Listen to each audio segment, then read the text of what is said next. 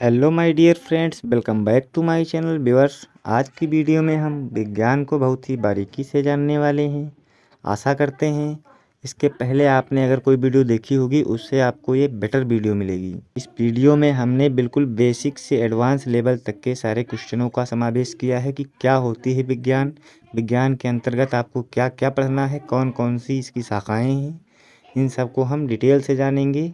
और आपको हमें विश्वास दिलाते हैं कि इस वीडियो को देखने के बाद आपको दूसरी वीडियो देखने की कोई ज़रूरत नहीं पड़ेगी। तो चलिए शुरू करते हैं। सबसे पहले जानते हैं कि क्या होती है विज्ञान। विज्ञान को इंग्लिश में कहते हैं साइंस। क्या कहते हैं भैया? साइंस। अगर बात करें परिभाषा की तो परिभाषा इसकी प्राकृतिक घटनाओं का अध्ययन करना तथा उसमें आपस में संबंध ज्ञात करना ही क्या कहलाता है? विज्ञान कहलाता है। अथवा में प्रकृति के क्रमबद्ध एवं सुव्यवस्थित ज्ञान को विज्ञान कहते हैं। क्या कहते हैं भैया? प्रकृति के क्रमबद्ध एवं सुव्यवस्थित ज्ञान को विज्ञान कहते हैं। अथवा प्रयोगों द्वारा सिद्ध क्रमबद्ध ज्ञान को भी हम क्या कहते हैं? विज्ञान कहते हैं। इसमें से जो भी आपको डिफिनेशन अच्छी लगे आप उसको एक्सेप्ट कर सकते हैं। ठीक है भैया। अब हम जानते हैं कि विज्ञान जो शब्द है ना, ये किस भाषा का शब्द है।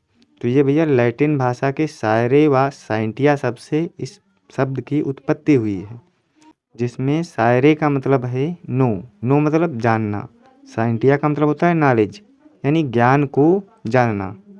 और विज्ञान के जो जनक हैं फादर ऑफ साइंस कौन है? गैलीलियो गैलीली हैं। कौन है भैया? गैलीलियो गैलीली हैं। अच्छा, ये तो हम जानते हैं कि पृथ्वी पर या पूरे संसार में जितनी भी चीज़ें हों, चाहे सजीव हो या निर्जीव हों, उन सभी चीज़ों का निर्माण पदार्थों द्वारा होता है। पदार्थ में भी क्या होते हैं? अणु होते हैं। अणुओं के अंदर क्या होते हैं? परमाणु होते हैं। यानी हर एक बहुत ही सूक्ष्म चीज़ के द्वारा किसी भी बड़ी चीज़ का निर्माण होता है। अच्छा, जो भी चीज़ें हम देखते हैं प्रकृति में, जो हमारी आँखों के द्वारा दिखलाई देती हैं, वो दो ही प्रकार की होती हैं। एक तो सजीव होती हैं, दूसरी कैसी होती हैं? निर्जीव होती हैं। तो जो पदार्थ होता है उसको दो भागों में बांटा गया है, एक सजीव पदार्थ और दूसरा निर्जीव पदार्थ। सजीव पदार्थ के अंतर्गत हम विज्ञान की जिस शाखा का अध्ययन करते हैं वो होती है जीव विज्ञान, जिसे इंग्लिश में बायोलॉजी कहते हैं।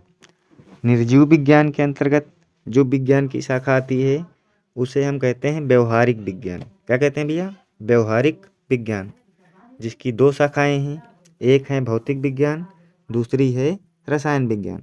भौतिक विज्ञान को हम इंग्लिश में फिजिक्स कहते हैं और रसायन विज्ञान को इंग्लिश में हम केमिस्ट्री कहते हैं। ठीक है भैया। जीव विज्ञान जिसे हम बायोलॉजी कहते हैं, इसको भी पुनः दो भागों में बांटा गया है। एक भाग को हम जंतु विज्ञान कहते हैं, जिसके अंतर्गत हम केवल जंतुओं का अध्ययन करते हैं। एक भाग को हम वनस्पति विज्ञान कहते हैं, जिसके अंतर्गत हम केवल पृथ्वी पर पाई जाने वाली समस्त प्रकार की वनस्पतियों के बारे में जानकारी प्राप्त करते हैं और उनसे संबंधित अध्ययन करते हैं। जंतु विज्ञान को जूलॉजी कहते हैं और वनस्पति विज्ञान को क्या कहते हैं? बॉटनी कहते हैं। ठीक है भैया। जंतु विज्ञान के जो जनक हैं फादर ऑफ जूलॉजी और फादर ऑफ बायोलॉजी, इन दोनों के जनक अरस्तु ही हैं। कौन है भैया? अरस्तु हैं। अच्छा, वनस्पति विज्ञान के जो जनक हैं उनका नाम है थियोफ्रास्टस। क्या नाम है भैया? थियोफ्रास्टस। ठीक है। भौतिक विज्ञान के जनक को क्या कहते हैं भैया? Sir Isaac Newton. जबकि रसायन विज्ञान के जनक कौन है? लेवोजियर हैं। कौन है भैया? लेवोजियर, जिनका पूरा नाम है एंटोनी लॉरेंट डी लेवोसिए। क्या नाम है? Antoine Laurent de Lavoisier. चलिए अब हम विज्ञान के एक एक ब्रांच को डिटेल में जानने की कोशिश करते हैं। तो सबसे पहले हम बात करते हैं बायोलॉजी की, जिसे हिंदी में जीव विज्ञान कहते हैं।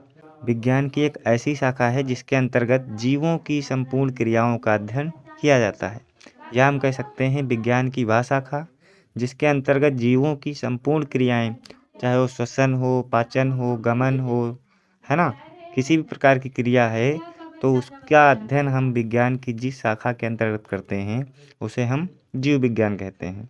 इस शब्द का प्रयोग सबसे पहले लैमार्क और ट्रेबरेनस ने किया था। लैमार्क और ट्रेबरेनस ने किया था। कब किया था? 1802 ईस्वी में। कब किया था भैया? 1802 ईस्वी में जीव विज्ञान शब्द का प्रयोग इन्होंने किया था। ये जो जूलॉजी वर्ड है, शब्द है, यह ग्रीक भाषा का शब्द है जिसका मतलब होता है जंतुओं का अध्ययन करना। ठीक है भैया। लेकिन जो बायोलॉजी है, बायोलॉजी का मतलब होता है सजीवों का अध्ययन करना। अच्छा, अरस्तु की एक बुक है जिसका नाम है हिस्टोरिया एनिमिलियम। क्या नाम है? हिस्टोरिया एनिमिलियम। अरस्तु ने 500 प्रकार के जंतुओं के बारे में विस्तृत विवरण प्रदान किया है। ठीक है भैया। इसी प्रकार से थियोफ्रेस्टस की एक बुक है जिसका नाम है हिस्टोरिया प्लांटेरम।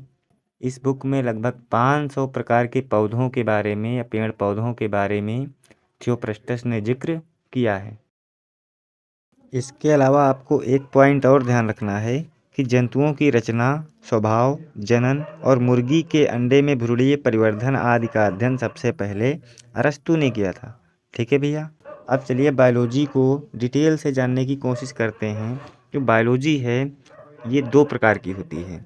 एक होती है फंडामेंटल बायोलॉजी जिसे हम मौलिक जीव विज्ञान कहते हैं, और दूसरी होती है प्रायोगिक जीव विज्ञान जिसे हम एक्सपेरिमेंटल बायोलॉजी कहते हैं। ठीक है भैया। मौलिक जीव विज्ञान के अंतर्गत 3 शाखाएं आती हैं: जंतु विज्ञान, वनस्पति विज्ञान और सूक्ष्म जीव विज्ञान। जंतु विज्ञान को हम जूलॉजी, वनस्पति विज्ञान को हम बॉटनी और सूक्ष्म जीव विज्ञान को हम माइक्रोबायोलॉजी के नाम से जानते हैं। यदि आप इनके बारे में डिटेल से जानना चाहते हैं तो कमेंट में एस लिख सकते हैं। चलिए बात करते हैं प्रायोगिक जीव विज्ञान। प्रायोगिक का मतलब है जो प्रयोग करके देखी जाती हैं, है ना। तो प्रायोगिक जीव विज्ञान के अंतर्गत 4 शाखाएं आती हैं: कृषि विज्ञान, चिकित्सा विज्ञान, पशु चिकित्सा विज्ञान और औषध विज्ञान। ठीक है भैया। ये सारी जो शाखाएं हैं ये प्रायोगिक जीव विज्ञान के अंतर्गत आती हैं। ठीक है। अब हम केवल जंतु विज्ञान के अंतर्गत जो भी आएंगी शाखाएं, उनमें से कुछ महत्वपूर्ण शाखाओं के बारे में आगे हम बात करेंगे। तो आइए देखते हैं जंतु विज्ञान के अंतर्गत कुछ आने वाली इम्पोर्टेंट ब्रांचेस या शाखाएं। पहले नंबर पे आता है कपाल विज्ञान। इसमें पहले या दूसरे नंबर से कोई मतलब नहीं है, जो इम्पोर्टेंट है हम उनको केवल रख रहे हैं। ठीक है भैया।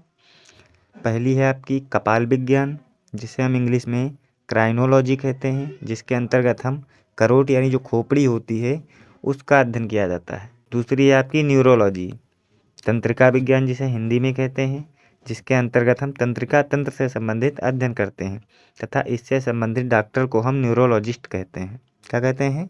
न्यूरोलॉजिस्ट कहते हैं। अगला है आपका मायोलॉजी या सार्कोलॉजी, जिसके अंतर्गत हम पेशियों का अध्ययन करते हैं। किसका अध्ययन करते हैं? पेशियों का। नेक्स्ट है आपका रुधिर विज्ञान, जिसे हम इंग्लिश में हीमेटोलॉजी कहते हैं। क्या कहते हैं? हेमेटोलॉजी कहते हैं, जिसके अंतर्गत हम रुधिर से संबंधित अध्ययन करते हैं। ठीक है भैया। नेक्स्ट बात करते हैं अस्थि विज्ञान, जिसे हम ऑस्टोलॉजी कहते हैं, जिसके अंतर्गत हम हड्डियों से संबंधित अध्ययन करते हैं। नेक्स्ट है आपका दंत विज्ञान, जिसे हम ओडेंटोलॉजी कहते हैं, जिसके अंतर्गत हम दांत से संबंधित और दांत में होने वाले विभिन्न प्रकार के विकारों से संबंधित अध्ययन करते हैं। ठीक है भैया। और इसके डॉक्टर को हम डेंटिस्ट कहते हैं। उपास्थि विज्ञान के अंतर्गत हम केवल उपास्थियों का अध्ययन करते हैं। किसका अध्ययन करते हैं? उपास्थियों का अध्ययन करते हैं, जिसे इंग्लिश में हम कॉन्ड्रोलॉजी कहते हैं। क्या कहते हैं भैया? कॉन्ड्रोलॉजी। नेक्स्ट है आपका डर्मेटोलॉजी, जिसे हिंदी में हम त्वचा विज्ञान कहते हैं, जिसके अंतर्गत हम त्वचा से संबंधित और चर्म रोगों से संबंधित अध्ययन करते हैं। ठीक है भैया। नेक्स्ट बात करते हैं नासा विज्ञान, जिसे हम राइनोलॉजी कहते हैं, जिसके अंतर्गत हम नाक के रोगों का अध्ययन करते हैं। नाक के रोगों का अध्ययन करते हैं। ठीक है भैया। नेक्स्ट है आपका विकृतांग विज्ञान, जिसके अंतर्गत हम जन्मजात रोगों की विकृतियों का अध्ययन करते हैं। नेक्स्ट है आपका इथोलॉजी। इथोलॉजी के अंतर्गत हम जंतुओं के व्यवहार का अध्ययन करते हैं, स्वभाव, बिहेवियर कैसा है ना। नेक्स्ट है आपका विष विज्ञान, जिसे हम टॉक्सिकोलॉजी कहते हैं, जिसके अंतर्गत हम विष से संबंधित अध्ययन करते हैं। नेक्स्ट है आपका कृमि विज्ञान, जिसे हम हेलमेंथोलॉजी कहते हैं। इसके अंतर्गत हम केवल कृमियों का अध्ययन करते हैं, और चपटे कृमि हो सकते हैं और गोल कृमि भी हो सकते हैं, लेकिन जो चपटे कृमि होते हैं वो हमारे लिए हानिकारक होते हैं। ठीक है भैया, जैसे स्कैरिस। नेक्स्ट हम बात करते हैं कीट विज्ञान, जिसे हम एंटेमोलॉजी कहते हैं। इसके अंतर्गत हम विभिन्न प्रकार के कीटों से संबंधित अध्ययन करते हैं। नेक्स्ट है आपका पक्षी विज्ञान, जिसके अंतर्गत हम केवल पक्षियों से संबंधित अध्ययन करते हैं। नेक्स्ट है आपका प्रतिरक्षा विज्ञान, जिसको हम इंग्लिश में इम्यूनोलॉजी कहते हैं, जिसके अंतर्गत हम प्रतिरक्षा तंत्र से संबंधित अध्ययन करते हैं। यदि आप विज्ञान को डिटेल से पढ़ना चाहते हैं तो आप हमसे जुड़ सकते हैं। आज की वीडियो में इतना ही। यदि आप कमेंट करते हैं कि इसका अगला पार्ट जल्दी अपलोड किया जाए तो आप कमेंट कर सकते हैं। मिलते हैं नेक्स्ट वीडियो में। Thank you.